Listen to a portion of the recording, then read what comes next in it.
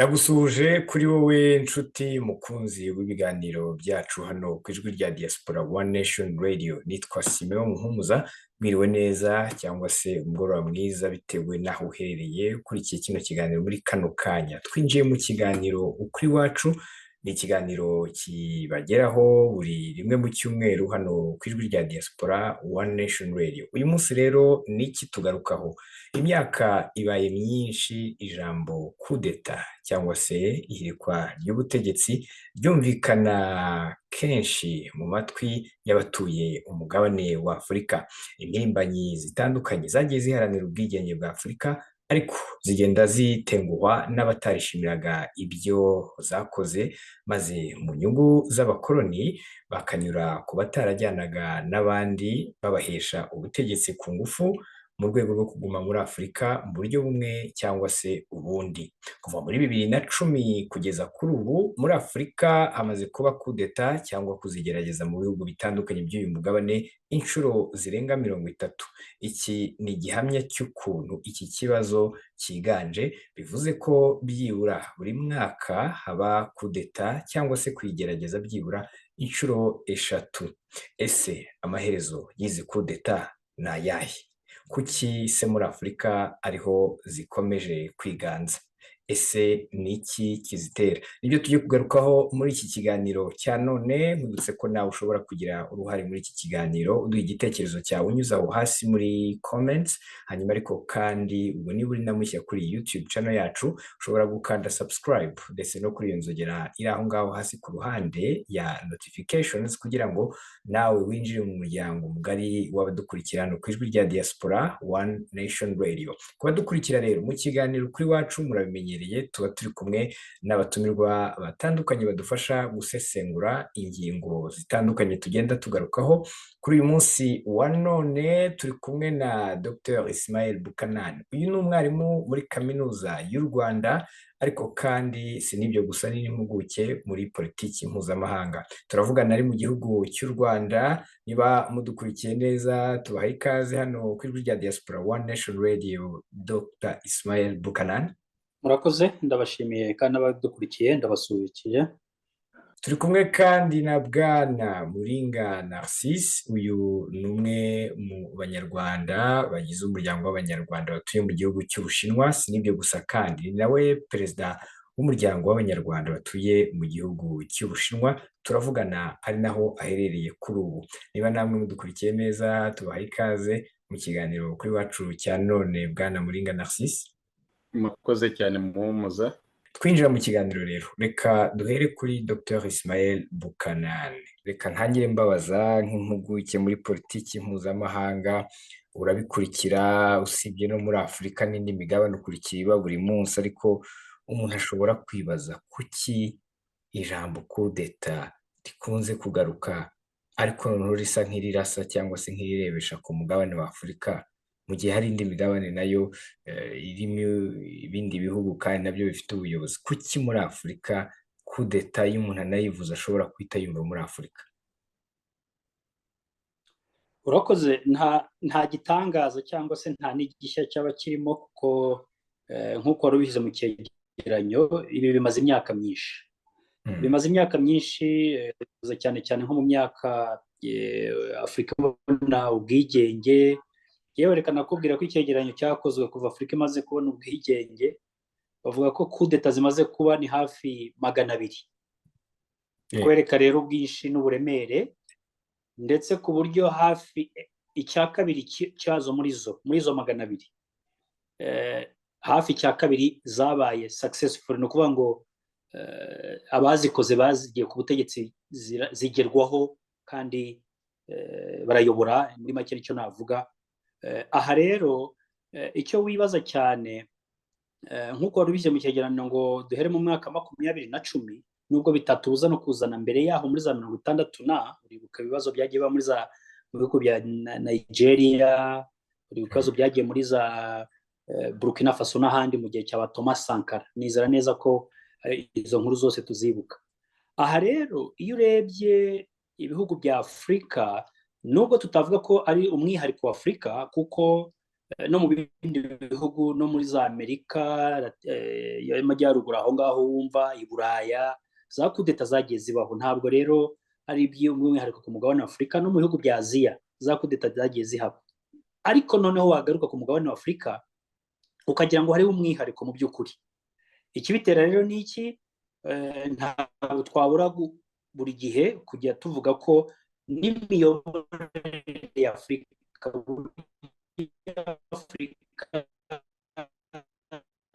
yakoronijwe uburyo bukoroni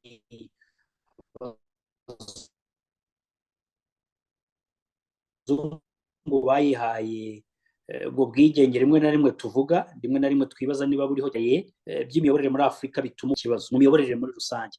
Ikindi tubona ugiye urangwa cyane cyane n'ubukene bukabije bwazahaje bimwe mu bihugu. Afurika ni umugabane wagiye urangwa n'ubukungu buhindagurika, ariko tuvuga ubukungu turavuga ubukungu ifite mu butaka bubisibaniro ry'Abanyafurika ndetse n'ibindi bihugu bampatse ibihugu baza bashaka kugira ngo bafate umugabane wa Afurika. Bimwe mu bihugu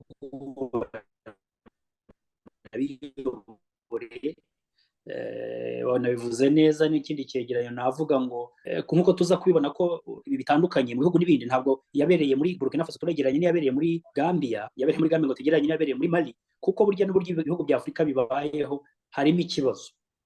Iyo tuvuga hari ibihugu bimwe birangwa n'ibibazo byo isubirana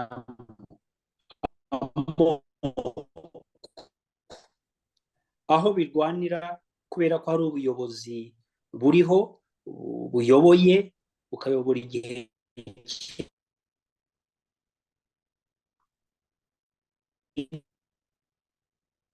kinini, ariko bukayobora nabi igihugu. Birarangiye rwose ibyo kubaho gutyo, turarambiwe bitewe na demokarasi cyangwa se imiyoborere yabyo, nabyo bitera ikibazo gikomeye. Ubwo turaza ku bibazo by'ibihugu za Gabo, uko mwagiye kwivanga muri politiki y'Abanyafurika. Nabivuze hakabaho rero na bamwe mu bazikora bitewe n'uko bafite akaboko kihishe inyuma k'aho bagiye baba. Ugasanga wenda niba barize mu bihugu runaka, hari icyo gihugu ngo ndavuga mu rwego rwa gisirikare kibaha kwiyumvamo ko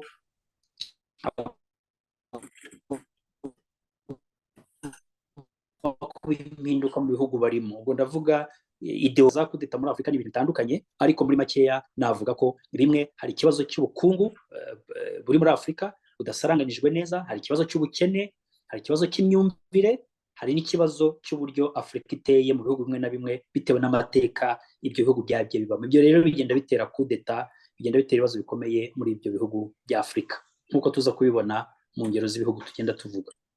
Ubikomojeho Dr. Ismail uvuga uti hari n'igihe n'amahanga rimwe na rimwe abyivangamo. Ibihugu hafi ya byose byo muri Afurika byabonye ubwigenge, umuntu yanavuga ko ari byose, ariko se kubera iki ko igihe cy'abakoloni cyarangiye? Kuki ibihugu bimwe n'ubundi byanakolonije ibyo bihugu byo muri Afurika usanga bikivangamo, ndetse nabyo bikaba bishobora kuba umwe cyangwa se ari nabyo bibiri hejuru mu kuba nyirabayazana w'izi kudeta? Urakoze. Icyo navugaho cyane cyane, reka dufate ingero zimwe mu bihugu kugira ngo abantu babyumve. Hari ibihugu bimwe na bimwe ubona byakolonije Afurika bikagaragaza ko Afurika yamaze kwibohora, yamaze kubona ubwigenge, niko tubyumva mu magambo n'iki, ariko ugasanga akaboko karacyabirimo. Reka duhere mu gihugu cy'Ubufaransa. Igihugu cy'Ubufaransa kiri mu bihugu bivugwa cyane ku mugabane wa Afurika, ubona ko kenshi byivanze muri politiki ya Afurika. Reka duhere nko ku gihugu cya Chad. Mwabonye aho perezida wa Chad Idriss Deby yakuweho, yishwe, akaza gusimburwa n'umuhungu we. Muribuka ko muri biriya bihugu cyane cyane mu gihugu cya Chad kiri muri bya bihugu tukunze kuvuga biba muri bya bihugu n'ubundi bikoresha amafaranga bitwa amafrasefa, cyangwa se amafaranga ubona ko yaba ari nkaho ari Ubufaransa bo yari inyuma, kuko biriya bihugu akenshi ntabwo bikoresha amafaranga bikora cyangwa se bikorerwa nk'igihugu ku buryo bibyigengaho. Ni ibihugu ubona ko bikoresha amafaranga Ubufaransa bufiteho akaboko, kuko muzi neza ko banke nationale cyangwa banke nkuru y'igihugu yari iryo faranga ubundi ibarizwa mu gihugu cy'Ubufaransa i Paris. Bikwereka ko rero nta gaciro bafite cyangwa se ngo bafite ifaranga babe barikora iki bariyobora nk'abantu nk'uko bavuga ngo igihugu cy'u Rwanda ifaranga rifite ry'u Rwanda rikorerwa ahangaha, u Rwanda rufiteho uburenganzira busesuye. Igihugu cya Ghana, Niger, amafaranga bakoresha nibo bayakoresha, aturuka ahangaha kandi agakorwa mu gihugu. Biriya bihugu byo rero igice cyabyo kinini kigengwa n'igihugu cy'Ubufaransa. Si cyo gusa muzi ni francs CFA zikoreshwa n'abantu n'ibihugu nka za Chad, za Mali, biriya bihugu byose bikoreshwa mu francs CFA, ndetse na za Senegal na za Cote d'Ivoire aho hose. Ariko navuze igihugu cya Chad kugira ngo nkwereke uburyo kiriya gihugu cyamunzwe na zimwe mu mitwe yitwaje intwaro, ndashaka kuvuga abahezanguni mu gufata kariya gace, aho wagiye ubona ko ubuyobozi bwa DCB bwagiye bubasirwa, buza no kugerageza kugira ngo buhangane, buhindure n'isura y'imikorere n'imikoranire hagati ya Chad n'Ubufaransa. Aho rero ntibyamaze kabiri, wabonye ko Idriss Déby atatinzeho, nubwo yari amaze igihe kinini, aza gusimburwa n'umuhungu we. Bivugwa ko harimo akaboko k'Abafaransa, cyane cyane ko bigenda bigaragara uburyo Chad yari itangiye guhaguruka ihangana n'Ubufaransa, kandi muzi neza imibanire ya Idriss Déby n'igihugu cy'Ubufaransa nta gihe batahoraga i Paris kugira ngo habeho icyo nakwita impindagurikire mu gihugu cya Chad. Wabonaga kenshi bituruka muri Paris, mbese ari nk'aho ibyemezo bifatirwa i Paris. Aha rero nibyo bikwereka uburyo igihugu cy'Ubufaransa cyari kimeze muri kiriya gihugu. Mwabonye ejo bundi igihugu cya Niger, ari nayo coup d'etat navuga imbere ya Gabon, nayo uko byari bimeze, ariko cyane cyane bigaragara ko Niger yari yaratewe n'imwe mu mitwe muri kariya gace ka Sahara, aho wabonaga ko Ubufaransa bufite guhangana n'iyo mitwe, cyane cyane kumwe n'ibihugu by'i Buraya, Ubudage ndetse na Amerika nayo ibiri inyuma. Muzi ko Niger yo inafite n'ibigo bya gisirikare biri by'abanyamahanga, harimo Amerika n'Ubufaransa muri kiriya gihugu.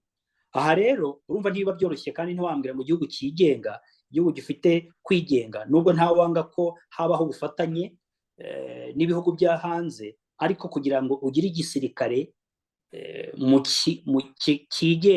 gihugu cyigenga nabwo burya biteza ikibazo. Ubwo nashaka kuvuga za military camp ziri hariya. Aha rero nk'igihugu cy'Ubufaransa, mwabonye uruhare amajwi yavuzwe cyane mu ruhare rw'Ubufaransa, aho Ubufaransa bukura za uranium, kandi kiriya gihugu kikaba gikize cyane kuri ibyo byose bikoreshwa mu by'amashanyarazi n'ibindi bice bitandukanye. Bakura hafi 15%, 15 na 14% bituruka muri kiriya gihugu, aho Ubufaransa bubikoresha mu gihugu cy'Ubufaransa. Urabona rero nta mahoro kiriya gihugu cya Niger kigeze kigira mu myaka yose yabayeho. Sinayo coup d'etat mbere yari ibaye, bivugana cyane ko Ubufaransa bwari bubiri inyuma, kugeza naho babwiye ambasaderi w'igihugu cy'Ubufaransa ngo ave muri Niger, bikanga bikananirana. Ukibaza rero niba igihugu cyigenga gishobora kubaza umuambasaderi kikamwirukana ntagende, ukibaza rero imiyoborere iri hariya. Burkina Faso nacyo ni ikindi gihugu, mwarabibonye ejo bundi uburyo utahwema no kuvuga ko nubwo impinduka kugenda ziba muri bihugu zikaba coup d'etat, utabura kuvuga ko kaboko k'abanyamahanga kabyihisha inyuma. Ni gute rero? Nubwo twavuga ko byakoronijwe n'Abafaransa, ariko inyuma yabyo bimaze kugaragara ko hariho kuba coup d'etat ibaye muri kiriya gihugu, ibihugu bimwe na bimwe bibabonamo inyungu kandi bihabera isibaniro. Reka twibukiranye inama yabaye hagati y'Uburusiya n'ibihugu bya Afurika, Putin yakira ibihugu bya Afurika. Wabonye neza ko perezida wa Burkina Faso, uriya musore w'umukapiteni, aho yahagurutse akagaragaza ko ibyo ari byo byose hashobora kuba hari inyungu z'Uburusiya muri gihugu cya Burkina Faso. Na Niger wabonye ko abaturage bagaragaje ko barambiwe Ubufaransa, ahubwo bifuza ko igihugu cya Burusiya cyaza kikabafasha. Ariko cyane cyane kuvaho ku Bufaransa cyangwa se imiyoborere y'Ubufaransa kudakorana hariya, bigaragara ko hinjiyemo igihugu cy'Uburusiya. Bikanagaragaza hamwe n'ahandi ko igihugu cy'Ubushinwa nacyo kiri kuhabonera inyungu kuba Ubufaransa butakirimo muri bimwe mu bihugu. Ubwo ndashaka kuvuga nka za Sudani. Warabibonye muri Sudani naho uburyo Uburusiya nabwo muri guteranya bari abagabo babiri hagati ya Sudani, igice cyo hejuru na Khartoum n'undi migisigaye, uburyo nabo bari kurwana, ariko bikavuga ko uruhande rumwe rukubanya Amerika, urundi ruhande rukaba ku Burusiya. bikwereka neza ko n'ibikorera muri Sudani nacyo ari ikibazo gikomeye. Ubu se bitandukanye n'igihe bakuragaho Omar Bashir, abanyamerika bimeze nabi. Saho gusa twajya no muri za Guinea, tukajya no muri za ugakomeza ukajya muri Mali, ba Dumbia, aho ibintu bikomeye byakomeye cyane cyane tuvuge nka Guinea aho nari mbivuze kuri urwo ruhande, aho usanga ko ibyo ari byo byose Uburusiya muri zino kudeta ziri kuba hariho hamwe hari kubaho kwinjiraho ku Burusiya, hariho hamwe ubona ko harimo kwinjiramo ku Bushinwa, bitabuza kugaragaza ko amwe mu maboko n'imbaraga z'ibihugu bikize ku isi biri kugenda birebaho rwacitse, aho ibintu bigiye guhinduka muri za kudeta zikozwe n'abanyagihugu, ariko nyine hari ikindi gihugu kibyihishe inyuma n'ibindi bihugu bigaprofita akahinjira. Byaragaragaye ko abanyamerika n'abafaransa bashobora kuba biri inyuma. Wanabonye ko n'imiryango myinshi mpuzamahanga cyane cyane nka Union Européenne cyangwa ibihugu bihuza by'abanyaburaya bishimira cyangwa se bifuza ko perezida wari uriho atavaho, bityo bikaba byateye umujinya abaturage bo muri kiriya gihugu biza guhangana. ari naho batwegana na za ambasade z'Ubufaransa, aho bifuza ko ambasaderi w'Ubufaransa yanavamo. Bikwereka ko rimwe na rimwe utame ibihugu kudeta aho zigiye zitandukana, ariko zigenda zigaragaza neza ibyari bimaze imyaka myinshi yihishe inyuma y'ibibera muri za kudeta. Ntiwabura rero kuvuga ko ibihugu bimwe bigiye biri inyuma y'izi kudeta, iyo ukurikije ibihavugwa, iyo ukurikije na bimwe mu bihugu ibyo bigenda bigaragaza kutishimira cyangwa se kwishimira ibibera mu bihugu bimwe bya Afurika nk'izi kudeta. Ubona ko neza harimo akaboko kihishe inyuma k'ibyo bihugu. Murakoze cyane Dr. Hanyuma ariko usibye n'ibyo bihugu byo mu mahanga, ubwo ndavuga hanze ya Afurika, ku yindi migabane byivanga mu miyoborere ya Afurika, nabyo bikaba bishobora kuba umwe muri nyirabayazana. Hari n'abandi bavuga batari ko nanone muri Afurika hari ikintu cy'uko usanga hari abantu bamaze igihe ku butegetsi, bityo wenda ugasanga niba hari ibyo bemereye abaturage ntabwo babyubahirije, ariko noneho usibye no kutabyubahiriza bamaze igihe ku butegetsi, bityo bikaba bishobora gutuma abaturage barambirwa. Ese iyo usesenguye mu mboni yawe Dr. usanga kuba wenda umuyobozi yatinda ku butegetsi nayo ishobora kuba intandaro yo kuba yahirikwa ku butegetsi cyangwa se habaho kudeta? Urakoze. Nge niyumva ko tugomba guhindura imyumvire y'abantu bumva ko kumara igihe ku butegetsi aricyo gitera kudeta, ariko ku ruhande rumwe tukavuga ngo hari aho bishoboka ari naho bidashoboka.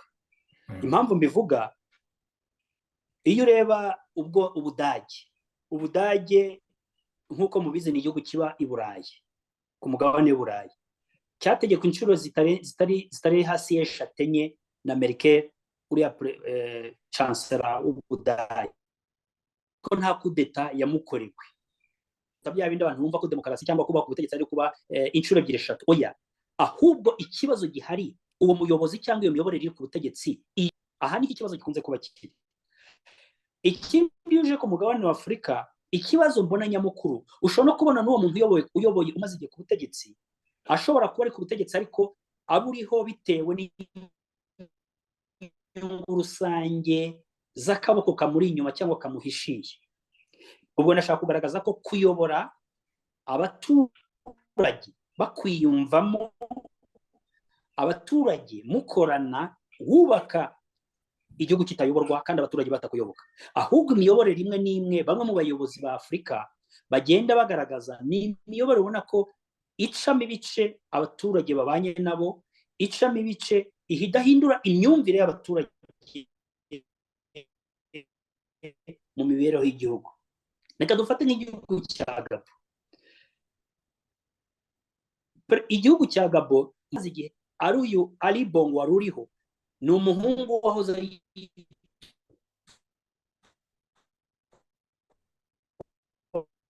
Omar Bongo, ari we se wayoboye kiriya gihugu mu gihe cy'ubwiza. Bari bamaze hafi imyaka 40 yarakiyoboye, yarangiza agiha umuhungu we nawe arakiyobora imyaka 10 n'ingahe.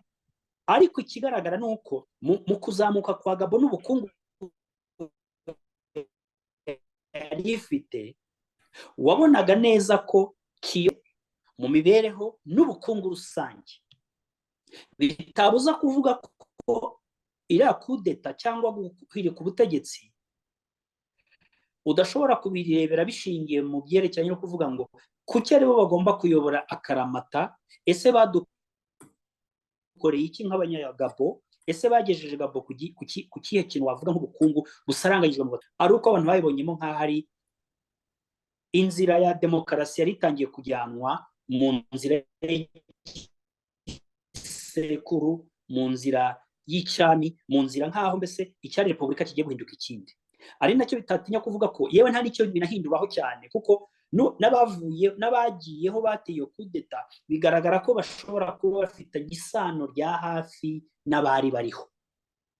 Birakwereka iki? Birakwereka ko utabura kuvuga ko hari harimo ikibazo cyo kugaragaza ko Gabo yari iyobowe mu buryo budasaranganijwe ku baturage bose, bitagira ubuyobozi butageraga cyangwa se ubukungu butagera ku baturage bose.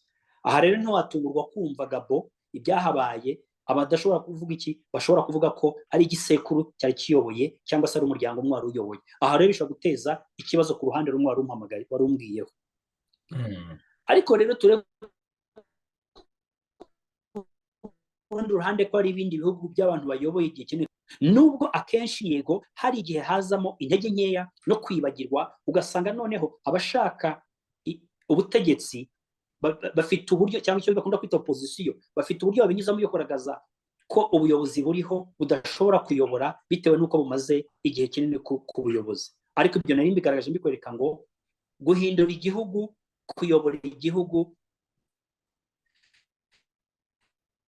ntabwo ari uko bisaba imyaka 2 cyangwa 3, ntabwo ari uko bisaba manda 2 cyangwa 5, ahubwo abaturage ari bo mu gihe bafata ibyemezo ari bo bamushyiraho, ari bo bafatanya mu guhindura ibitagenda neza, ndetse kabone niyo haba hariho abatumvikana nabo, ese bayoborana n'abati icyo gihugu mu kugira ngo abaturage ari bo bajya imbere bayobora igihugu kandi bakibanemo. Nkumva rero iyo myumvire niyo akenshi kunze kubura muri bimwe mu bihugu bya Afurika, kutamenya gusaranganya no kutamenya gukora iki, kumva ko ubuyobozi bariho ari ubuyobozi bw'abaturage bushyirwaho n'abaturage kandi bugakorwaho n'abaturage. Ariko ibyo kuvuga ngo igihe kirekire ntabwo ari cyo twashyiraho ngo ifatizo remezo rigaragaza ngo kubera ko umuntu ayoboye imyaka 10, kubera ko umuntu ayoboye imyaka 20, ingoma ye iravaho kubera ko ariko ihame ko ariko rigomba kumera. Icyo ntabwo ari cyo mu rwego rw'imiyoborere, ahubwo uyobora abanyate n'abaturage ahindura imyumvire n'igihugu mu kujya imbere mu miyoborere yacyo. Kuko ngo hari n'urugero, Singapore ni igihugu cyayobowe inshuro zirenga 3 enye igihe kinini na minisitiri w'intebe wayo, ariko reba aho Singapore aho yayigejeje. Ubu niwe uvugwa mu ruhando rw'amahanga cyangwa ku isi hose ko ari we muntu umubyeyi. Abantu rero twikuremo ko ibintu byo kuvuga ngo manda ni imyaka 5, ibintu byo kuvuga ngo manda ni 2, ngo kubera ko abanyamerika aricyo gihe bagenderaho, abafaransa, abongereza, ntabwo ari byo. Kuko hari ibihugu bimaze kuyoborwa ibihe binini kandi bibayeho. N'Ubwongereza nubwo bugendera ku ngoma ya cyane, umwami yari amaze imyaka 70 Elizabeth, kandi Ubwongereza bufite nta kudeta ihabaye. Nkumva rero burya biterwa na systeme uko ibayeho mu kuzamura imyumvire, mu kuzamura kubaho kw'abaturage no kuzamura ubukungu bw'igihugu, abaturage bafata ibyemezo. Ahangaha nibyo bishobora, nk'uko nabyo bishobora guteza nyine iyo kudeta wavugaga cyangwa ibindi bibazo, kubera ko uyoboye ashobora kuba yayobora igihugu nabi mu nyungu ze zitari inyungu z'abaturage, mu kwibagirwa ko ariho kubera abaturage. Aho rero iyo izo nyungu ziyobowe muri iyo nzira bishobora gutera ibyo bibazo byose twabonye. Ese ni muri Afurika? Ese nta handi biba? Ntabwo ari ihame ryo ku mugabane wa Afurika, n'ahandi bishobora kuhaba. Ariko ibyo ari byo byose byumvikane ko kuyobora igihe kinini si cyo gituma habaho si cyo gituma habaho biriya, ahubwo imiyoborere cyangwa style y'uburyo umuyobozi uriho ayoboye ate mu kubana n'abaturage no kuzamura ubukungu bw'igihugu. N'ibibazo kubera akenshi bigatuma rero habaho kwivumbagatanya no kugaragaza ko uwari uriho atarashoboye, no kugaragaza ko uwari uriho ntacyo yari amariye. Ubona abaperezida n'imiyoborere, so n'igihe kuyobora n'igihe gito. Kumva rero aho ngaho nagira ngo nsobanure neza, byumvikane ko byose birashoboka, ariko ntabwo ari ihame ko iki kigomba kubaho gutya cyangwa kino gihugu kigomba kubaho mu kindi kigomba. Buri gihugu kirigenga, gishobora kubaho mu muco wabyo, muri kamere yabyo, uburyo bayoboranye, uburyo babanye n'abaturage n'uburyo igihugu gitera imbere mu miyoborere yacyo. urakoze cyane Dr. Hanyuma iyo witegereje usanga mu myaka mirongo nyuma y'ubwigenge ihirikwa ry'ubutegetsi ahenshi muri Afurika ryagiye rikorwa n'igisirikare, ariko kandi hari n'impungenge ko n'izi kudeta ziri kuba, iyo urebye yewe n'izi ziheruka mwanakomojeho ni igisirikare cyagiye kizikora. Kuki igisirikare? Aha naho hari ababyibaza, kuki atari abaturage ubwabo n'aho byabaye, kuki usanga henshi ari igisirikare kibikora? Yego, urakoze, ni n'ikibazo cyiza cyo kwibaza, ariko akenshi ugomba kumenya ko kudeta akenshi ni impinduka ziba zibayeho mu gukuraho ubuyobozi bwari buriho, cyane ko ari abasirikare. Ahubwo vuga ahenshi aho byagiye biba, akenshi biterwa n'uko sisiteme cyangwa imyubakire y'icyo gihugu yubatse. Bigaragara ko kenshi igisirikare muri kwa guhabwa ubudahangarwa bwo kuba ibitagenda no kurinda ubusugire bw'igihugu, bashobora gukoresha iyo nzira mu gukoresha inzira ishoboka iyo ari yo yose, ariko cyane ikarangira habayeho kudeta. Ari igisirikare cyayivanyeho, ntabwo ahantu hose habaye kudeta ari abasirikare bagiye babikora uko ari bo babitangira. Nimwibuke muri Arab Springs cyangwa se mu gihe cy'Abarabu muri za Tunisia nahe, ntabwo ari uko igisirikare cyari kibitangiye. Ni abaturage bivugutanye bajya mu muhanda bakora imyigaragambyo, noneho igisirikare kikinjiramo mu guhosha amahoro no gushaka kugira ngo inzego zisubire zijye ku buyobozi. Kugeza ubu magingo aya warabibonye ko hari aho rero biba ari igisirikare kibitangije, hari naho gishobora kuba ari abasivile bagikoze. Aha rero akenshi usanga ko kubera ko igisirikare nyine imbunda niyo iba igiye kuvuga, ikindi cya kabiri kumva ko bagomba kugarura ubusugire bw'igihugu, babona ko ubuyobozi bw'abasivile bunaniranye, niho akenshi ubona ko igisirikare cyinjiramo mu guhangara no kugarura ubusugire bw'igihugu. Cyangwa se rimwe na rimwe ugasanga igisirikare nacyo kimwe gikoresheje inyungu zacyo, kubera ko gifite ubwo bushobozi nyine bwo kuba bwacecekesha abasivile cyangwa no gukora iyo kudeta, byaborohera mu kwitwaza icyo nakwita icyo nita muri constitution cyangwa mu tegeko nshinga ryabo, kuko bigaragara ko ifirindi ya nyuma akenshi yo kugarura umutekano cyangwa umutuzo bishobora gukorwa n'igisirikare. Aha rero navuga ko ubona ko igisirikare akenshi gikunze gukoresha iyo nzira, gikunze gukoresha uwo murongo, kubera ko mu itegeko nshinga iyo byananiranye ubusugire bw'igihugu bukunze kugarurwa n'igisirikare mu guproteja cyangwa se mu guhangana n'uwo ari we wese washaka gukuraho ubwo busugire. Aha rero niyo nyungu cyangwa se niyo nzira usanga igisirikare gikunze gukoresha, kubera ko n'itegeko nshinga hari igihe kiruha ubwo burenganzira. Ariko nkosore mvuga ngo ntabwo kudeta zikorwa n'abasirikare gusa, zishobora gukorwa n'abasivile, bigahera ku basivile bagakuraho igisirikare cyari kiriho cyangwa bakuraho ubuyobozi bw'abasivile bwari buhari, byagiye bigaragara mu bihugu byinshi bitandukanye. Ariko akenshi nyine nk'uko mwabivuze, nk'uko bigaragara, ubona ko igisirikare ari cyo akenshi gikunze gukora ginyuze muri yo kugera mu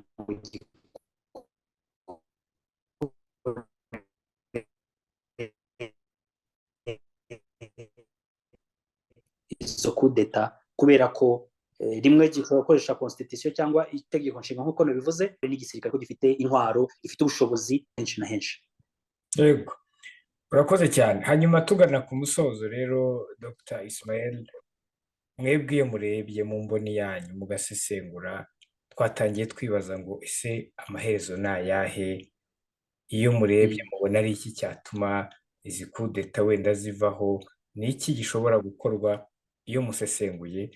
Hanyuma kandi tunabashimira ko mwemeye uyu munsi nanone kubana natwe. Urakoze. ni ikibazo buri wese ashobora kurerwa mu ndorerwamo ye bitewe n'imiterere. Reka tuvuge ku mugabane wa Afurika cyane kuko turi muri Afurika. Ikintu kugira ngo iherezo ry'ibi bintu bihagarare nuko abanyafurika twari dukwiye kumva ko tugomba kuzamura imyumvire muri politike, muri demokarasi, mu miyoborere y'ibihugu, cyane cyane kumva ko umuyobozi ugiyeho agomba kumva ko agomba gukorera abaturage kuko ashyirwaho n'abaturage, n'ibimukorerwa bigomba gukorwa n'iki n'abaturage. Tugomba kugira imyumvire mu rwego rwa demokarasi, cyane cyane imyumvire izamutse, bidasaba ko umuntu akomoka mu buhe bwoko. Kuyobora bidasaba ko umuntu runaka uyu n'uyu yagira ibi. Tugomba kwiyongera mu myumvire dufite mu rwego kugira ngo uko tubaye nk'abanyafurika twumve neza ko kuyobora igihugu tugomba kukiyobora mu nyungu z'abaturage. Tugomba natwe nk'abaturage kubaha abatuyobora no kubagirira icyizere. Tugomba kumva ko kuyobora atari kamara, ahubwo hagomba kubaho kumvikana binyuze mu nzira ya demokarasi. Abo mutavuga rumwe nabo ntabwo bagomba kumva kutavuga rumwe bisaba gusenya ireme rya demokarasi, kuko abantu benshi muri Afurika bamaze kwitwaza ko kutavuga rumwe bivuga guhinduka abanzi hagati y'umwe n'undi. Ahubwo uri ku buyobozi agomba kumva ko agomba guca bugufi mu kugira ngo habeho ibiganiro, ariko n'ibyo biganiro bizashoboka hanze wabo, ahubwo abikora ku nyungu z'abaturage muri rusange. Icyo gihe rero iyo myumvire muri Afurika igihe izabaho, igihe opozisiyo izumva ko igomba guca bugufi ikagira ibiganiro, uri kuyoboza kumva ko nagomba guca bugufi akumva ibiganiro mu kuganira ku nyungu z'abaturage no kuyobora igihugu, ibyo bizashoboka. Izi kudeta ntabwo zishobora kubaho. Icya kabiri, ibi bintu by'abayobozi bamwe mu gukorera ku nyungu z'abagashakabuhake n'abandi bafite akaboko inyuma yabo, nabyo bigomba guhagarara. Kumva ko utashobora kuba perezida w'igihugu utagiye gukora udakoze ku nyungu za Amerika, z'Uburaya, z'Ubushinwa, z'igihugu icyo ari cyo cyose cy'igihangaye gishobora kukuyobora uko cyishakiye. Iyo mico nayo nigabanuka, abayobozi bakumva ko agomba kuyobora kubera ko abaturage ibyo bamusaba n'ibyo bamutorera ibyo bamushyiraho. Aho izi kudeta n'ibibazo muri Afurika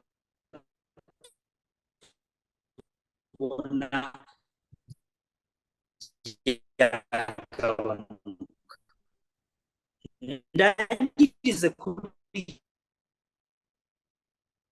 iki cyo kuvuga ngo bimaze kugera ko Afurika igomba kugira ubumwe bwo gushyira hamwe mu kumva Afurika yunze ubumwe. Afurika bityo bagakorana mu rwego rwo ku nyungu zo kubaka Afurika, ku nyungu z'abaturage, ku nyungu z'umugabane umwe. Aho ngaho Afurika izagira umuti. Gukomeza kurira mu kaboko k'ubwoko no gushaka gufata ukigarurira igihugu uko ushaka, kandi uzi neza ko ushyizwe n'abaturage, wica ireme icyo nakwita human right, cyangwa se gushaka kumva ko ariweho kamara udakurikije amategeko agenga igihugu. Ndashaka kuvuga itegeko nshinga. Aho niho no kutubahiriza amahame y'igihugu n'ay'abaturage bagushyizeho. Aha Afurika rwose ntabwo mbona inzira ifite n'ibitagiye muri iyo nzira yo kubaha ibyo byose. Nkumva rero ko narangiza mvuga ngo nizera neza ko icyizere gihari ngo African Union ntabwo hose hari kudeta, ntabwo hose hari ko hari ibibazo. Hari aho ibibazo biza, hari n'aho ibibazo bigerageza gukemuka bikozwe n'abanyafurika. Nkumva rero ko Afurika igomba guhaguruka igafatanya, Afurika ikifatanya n'ibindi bihugu, ikajya mu miryango mpuzamahanga, ikishyira hamwe, ariko cyane cyane ku nyungu y'abanyafurika, ku nyungu y'abaturage b'ibihugu byabo. Aho ngaho ibibazo Afurika ifite bishobora gukemuka muri makeya, ariko mu gihe bamwe mu bayobozi gifite gukora muri urwo rwego, gukora mu kwaha kwabamatsi ibihugu, gukora ku nyungu zabo, gukorera kubera ko bakorera inyungu z'imiryango cyangwa ubwoko bavamo cyangwa amadini cyangwa agace bavamo, aho ngaho bizaba ari ikibazo gikomeye. Ariko niringira neza ko birimo biraza mu mugabane wa Afurika, kibe kimwe cyangwa kibe bibiri, hariho icyizere ko bigenda biza, nubwo harimo igenda bica intege abanyafurika nk'izi za kudeta, nk'ibi ibibazo by'amapfa, nk'ibibazo by'indwara zitandukanye, ariko hari aho bigenda bikorwa ukabona ko Afurika iri kugenda yikubita agashyi buhoro buhoro. Dushyire hamwe rero nk'abanyafurika, twumve ko kumva ko ugomba guhangara abandi, nawe kuri ubuyobozi bitaguha uburenganzira bwo kumva ko utakorana n'abo mutavuga rumwe, ariko mugahuzwa n'ibiganiro no gushyira hamwe ku nyungu z'abaturage. Icyo kizagira Afurika twifuza, kandi niringira neza ko gushyira hamwe bizatuma Afurika iba Afurika koko nk'umugabane abantu barebaho ko iri biraza, kandi bigenda bigaragara ko iri kubona icyicaro. Iza kudeta n'ibindi bitazahagarara, bizahagarara kuko no muri za 1980 uko byagenze mwabonye ko mu 2000 hagiye bigabanya, ariko ibi bizaterwa n'uko abanyafurika bashaka gukemura ibibazo nk'abanyafurika ku nyungu z'abaturage b'abanyafurika no mu bihugu byabo muri rusange. Yego, reka rero tugushimire cyane Dr. Ismael kuba wadufashije gusesengura ingingo. Dr. Ismael Bukanani twaganiraga ni umwarimu muri kaminuza y'u Rwanda, akaba n'impuguke muri politike mpuzamahanga. Twavuganaga ari mu Rwanda. Mwakoze cyane Dr. kwitabira ubutumire bwacu. Mwakoze, ndabashimiye n'abadukurikiye, ndabashimiye cyane, murakoze. Nyuma ya Dr. Ismael Bukanani, reka noneho twerekeze mu gihugu cy'Ubushinwa twumve icyo Bwana Muringa Narcisse nawe atekereza ku bibazo bikomeje kwibazwa kuri izi kudeta. Mwakoze cyane Muhumuza, sinzi nanjye niba munyumva. Amazina yanjye nk'uko wari yavuze nitwa Muringa Narcisse, nkaba ari umuyobozi wa diaspora nyarwanda hano mu gihugu cy'Ubushinwa.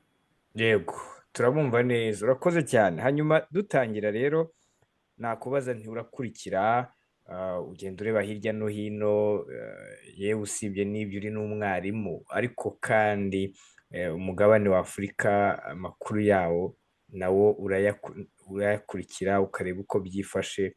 Iyo urebye muri iyi minsi, natanye mbivuga kuva muri 2010, wavuga ko ni impamvu ki muri Afurika hakomeje kugaragara kudeta? Wowe iyo ubisesenguye mu mboni yawe ubibona ute?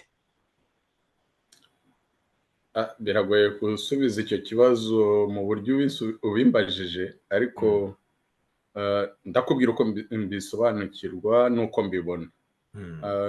Mbere na mbere nagira ngo mvuge ngo kudeta zirashoboka, ariko kubw'impamvu ebyiri. Hariho impamvu navuga ngo y'uruhare rw'abayobozi b'ibihugu byacu, uburyo bashyira inyungu z'abaturage imbere.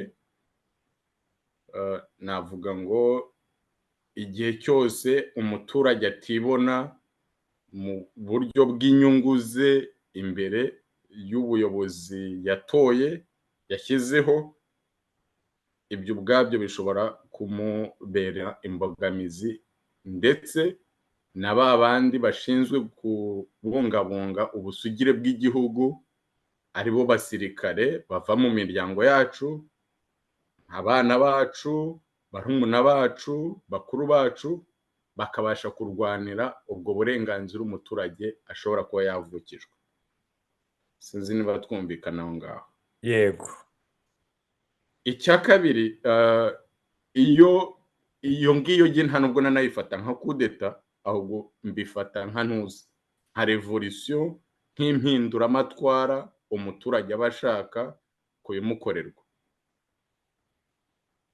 Ari byo tumaze igihe tubona mu bihugu bya Afurika y'Uburengerazuba. Yego. Ariko ntabwo bibujijwe ko na kudeta zishoboka, bivuze ngo njye mbonamo akaboko cyane cyane kabampatse ibihugu.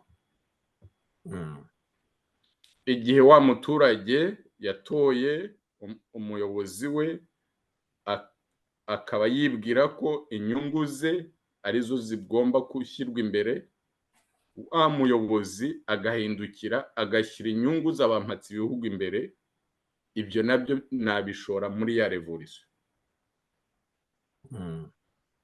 Icya gatatu rero ni icyo jyewe nakwita ko igihe wa muyobozi washatse gushyira inyungu z'umuturage imbere, noneho abashatse kumushyiraho ku mbaraga za babandi nise bampatse ibihugu, inyungu zabo bakazibangamira. Niba tuzi amateka atubwira yuko abadukoronije, abaduhatse mu gihe kinini kirenze, nakwita za bampatse ibihugu, ari bya bihugu byadukoronije, nubwo baduhaye icyo twakwita independence, ariko baduhaye icyo nakwita ko ari ukuzamura ibendera ry'igihugu, ariko ntabwo twabashije kwigenga no kwisanzura mu bidukorerwa ngo dufate n'ibyemezo byacu mu iterambere ry'umuturage, mu bayobozi bacu twatoye ngo ribe ari ryo rijya imbere. Ibyo rero bihita binjyana ngo iyo wa muyobozi yagiyeho kubw'inyungu za bampatse ibihugu kandi arizo agomba guhagararira, rimwe na rimwe ntazihagararire, ba bandi bakoresha uburyo bwose kugira ngo batubemo amacakubiri yo gutandukana no kudushwanisha, za kudeta zigashoboka. Ari byo turimo kubona uyu munsi wa none. Ntabwo ndi burya iminwa, umbabarire. Iyo ubona ibihugu nka Nigeri, iyo ubona ibihugu nka Mali na za Burkina Faso, uyu munsi wa none abayobozi bari bariho, bari supposed cyangwa bagombaga guharanira inyungu. Yes, bampatse ibihugu rero iyo bagushyizeho nabo bakabona utangiye kubangamira inyungu zabo, muri principe yabo ya divide and rule bahita binjira muri rimwe tsinda riri mu gihugu kugira ngo babirindure ubuyobozi buriho, kuko utabashije guhagararira inyungu zabo. Nibyo turimo kubona uyu munsi wa none. Umbabarire nze gutanga ingero zifatika. Ejo bundi baratubeshye batubwira ko habaye kudeta muri Gabo. Yego. Ntabwo nabifataga nka kudeta mu byabaye muri Gabo. Yego. Impamvu ni imwe. Bari bamaze, Abafaransa bari bamaze kubona ibirimo kubabaho mu bihugu bari basanzwe bafitemo akaboko mu miyoborere no muri management y'imiyoborere y'ibyo bihugu. Baravuga ngo uyu munsi wa none turabona nta bundi buryo twakoresha uretse kuvuga ngo muri iki gihe cy'imyaka 50 famiye Bongo imaze hano ku buyobozi kandi tuyikoresha, ntabwo twakora akantu kameze nk'agakino kugira ngo dushuke abaturage ko nabo binjiye muri revolution nk'ibindi bihugu twari tumaze kubona, hanyuma baduhereza agahenge dukomeze dukoreshe uwo dushaka kugira ngo tugere ku nyungu zacu. Aricyo bakoze uyu munsi wa none. Nureba uburyo Ubufaransa bwakoze reaction cyangwa se uburyo bavuze n'uburyo bacitse ururondogoro, ibyari bimaze kubera Burkina Faso, ibyari bimaze kubera Mali, ibyari bimaze kubera muri Niger, ntacyo barimo gushaka kuvuga muri Gabo. Babyise nkaho ari ibisanzwe. Aho rero twavuga ngo bari bamaze kubona ibirimo kubabaho kandi babona ko inyungu zabo barimo kugenda bazitakaza, kandi Abanyafurika uyu munsi bamaze kwiga no gusobanukirwa bakeneye ko inyungu z'umuturage arizo zishyirwa imbere, ari naho ndi butinde. N'umuyobozi wese wa Afurika aho ari hose yakagombye kuba agomba kuvuga ngo my people are politically centered muri polisi zanjye zose. Rero muri make navuga ngo akaboko kababatse ibihugu no gusobanukirwa kw'abanyafurika yuko bakeneye uyu munsi kubona imbuto zisarurwa mu butunzi bwabo basanzwe bafite, nicyo uyu munsi wa none niba zibangamiwe arizo za kudeta turimo kubona. Yego, urakoze cyane. Niba ngushubije nk'uko ubishaka, ariko ndumva ari uko nabisamarayizinga. Yego, ugerageje rwose kubinyuramo, ariko noneho nkibaza nti wenda nkawe uri aho mu mahanga, mu Bushinwa, navuga ko nacyo iyo urebye muri iyi minsi ni kimwe mu bihugu bitera inkunga Afurika, ibihugu byinshi bitandukanye, nubwo atari cyo cyonyine, hari n'ibindi bitandukanye, ariko muri rusange kuki usanga muri ibi bihugu bindi bitari ku mugabane wa Afurika ho kudeta ntazo no kuba yashoboka bifite amahirwe make cyane kurusha muri Afurika? Ubundi hari umugabo wanditse igitabo cyitwa Poison Aid. Mu busobanuro bwiza bivuze ngo iyo umuntu aguhereza inkunga aba agufiteho akaboko. Yego. Aba anashobora no kukuyobora n'uburyo bwose, yaba ari imitekerereze, yaba n'ibyo ashaka ko byimakazwa mu gihugu. Yego. Kandi noneho dufite ibihugu nakwita west countries zo ziyumvamo icyo nakwita ya supremacy, ko biruta ibindi bihugu, ko bigomba kwempoza cyangwa se gushyira igitutu n'ibihugu byacu kuyoborwa nk'uko babishaka. Icyo rero nicyo cya mbere. Igihe cyose Afurika n'ibihugu byacu byose byo muri Afurika bizaba bikirebera ku nyungu zigamijwe na bariya bavandimwe, burya baguhereza umugati wa 15 ariko bagutwaye 90. Aho rero bashobora kukuyobora, cyangwa se wamara kubivumbura ubonye ko babonye yuko utangiye kubangamira inyungu zabo, aho niho batangira gukoresha na ba baturage. N'urugero, iyo utinze ku buyobozi muri Afurika bakwita umudigiteta. Ariko ntabwo ndabona nka Markel yayoboye Ubudage imanda zirenga, ariko ntibigeze bamwita umudigiteta. Niyo wajya mu bindi bihugu,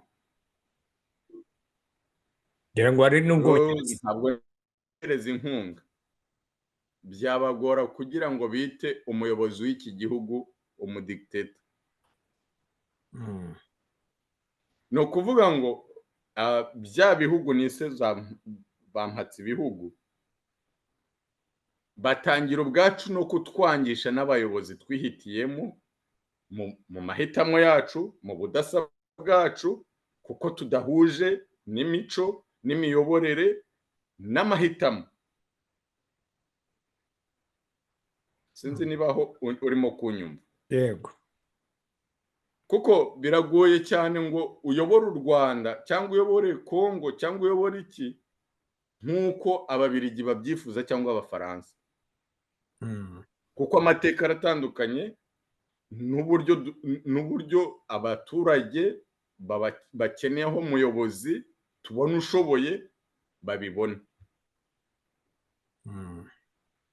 Bo rero iyo babonye yenda umuyobozi wacu tumuhaye manda zirenze nk'imwe cyangwa ebyiri, bahita babitagatifuza mu rindi jambo ntibabone ko twe twamuhisemo ku bw'amahitamo yacu kuko ari wowe utugeza ku ho twifuza, ahubwo bo bakabyita ko ari dictatorship, ari kuyoborwa gitugu, ari agatsiko, ari agaki, noneho bagatangira no gushaka iyindi gurupe kuko bahorana agatsiko bateguye. Unyemerere njye muri Bibiliya gato ngo buriya n'Abisiraheli hariho igihe Imana yageze aho iravuga ngo hari amahanga mwisigiye nzajya mbahandisha mu gihe muteshutse ku muhamagaro wanjye, mbahamagarira kuzajya Kanani. Nabo rero bari abavandimwe, hariho agatsiko bitegurira, ugasanga baragatrayininze bakavuga ati aka ngaka mu gihe tuzaba tubona inyungu zacu zitangiye kugira kubangamirwa, tuzajya tugakoresha kugira ngo duteze impagarara mu gihugu runaka. Nujya muri za Mali, nujya muri za Burkina Faso, uzasanga iriya mitwe yitwa za Boko Haram, iriya zitwa za Islamic State, iriya mitwe ntabwo yananiye kuvugana na leta, nta nubwo byabananiye kujya hamwe ngo bicare bashake igisubizo kibereye ibihugu byabo,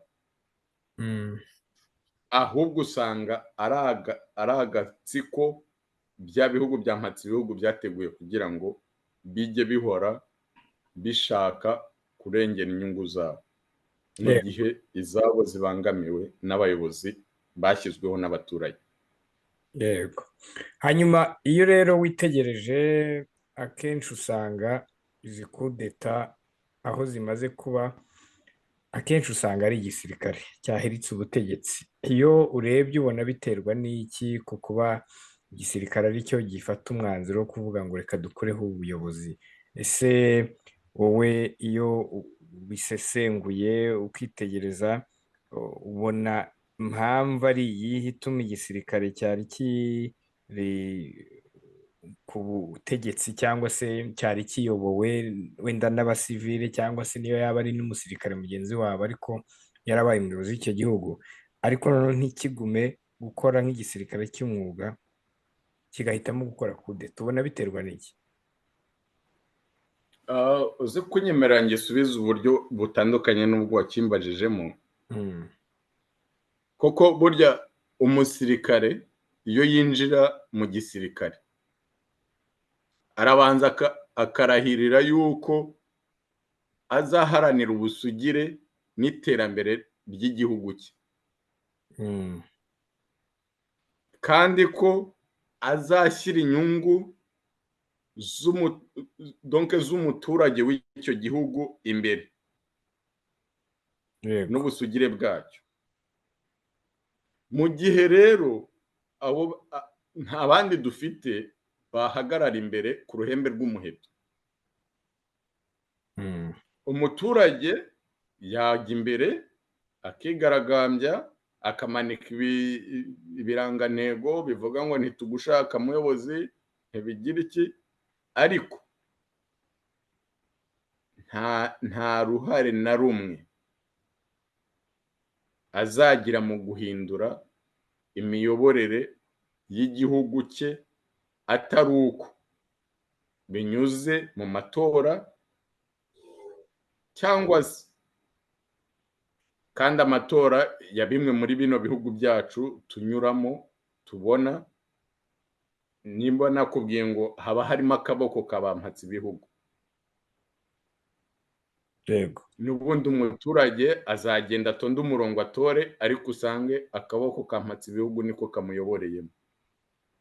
Yego. Ufite intwaro rero mu gihe negosiyasiyo zirangiye zitanashoboka, uwo nguwo ni wowe intervene, akavuga ngo ariko abaturage batubyaye, imiryango yatwibarutse irimo kuba mu kangaratete, mu bukene bukabije, mu karengane. Icyo gihe rero kirakenewe ko dukeneye impinduka. Yego. Wa muntu bashyize imbere niwe ugomba n'ubundi kugira kwintervena, akavuga ngo narahiriye imbere y'ibendera ry'igihugu ko nzaharanira ubusugire n'iterambere ry'umuturage wacu. Yego, urakoze cyane. Hanyuma tugana ku musozo rero, iyo urebye muri rusange ubona ari iki gishobora gutuma izi kudeta zivaho burundu cyangwa se zikaba wenda zagabanyuka zikajya ku kigero cyo hasi? Kuko mu minsi ishize twabonaga izisa nk'izikurikiranye ziri kuba nyinshi, ari nayo mpamvu abantu bibazaga bati se izi kudeta zigarutse biragana hehe? Ubutumwa bwawe wasorezaho umuti ubona w'iki kibazo ni uwuhe? Ndatanga ubutumwa bubiri. Yego. Ubwa mbere burareba abanyagihugu n'abayobozi babo. Nuko niba umuturage yarahaye agaciro umuyobozi we, akamujya inyuma akamutora, inyungu z'uwo muntu nizijya imbere. Ibimukorerwa byose abigiremo uruhare. Twubake inzego, twubake kandi n'iterambere ry'umuturage ari ryo tugamije. Ibintu twakwita ngo za corruption cyangwa se gukoreshwa n'ibindi bihugu tubyibagirwe, tubanze turebe ngo ese umunyafurika mu butunzi dufite bwaba buke cyangwa bwinshi ntibushobora kutubeshaho n'abaturage bacu? Umuyobozi nabanza atekereza icyo kintu, agishyire mu mutwe, hanyuma n'umuturage avuge ngo uwo ngiye gutora niwe mpisemo kandi azashyira inyungu zanjye imbere.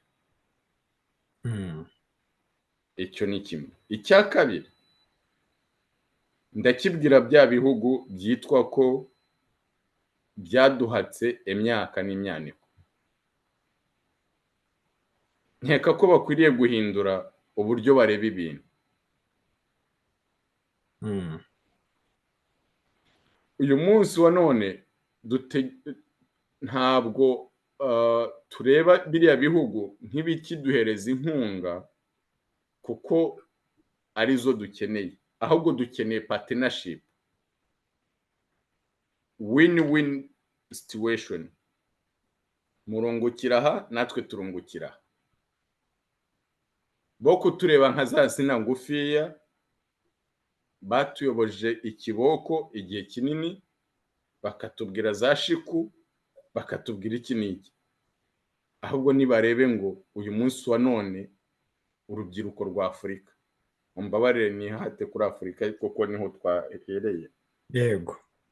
Barebe ko iyo Afurika batekereza uyu munsi wa none imaze ifite new generation,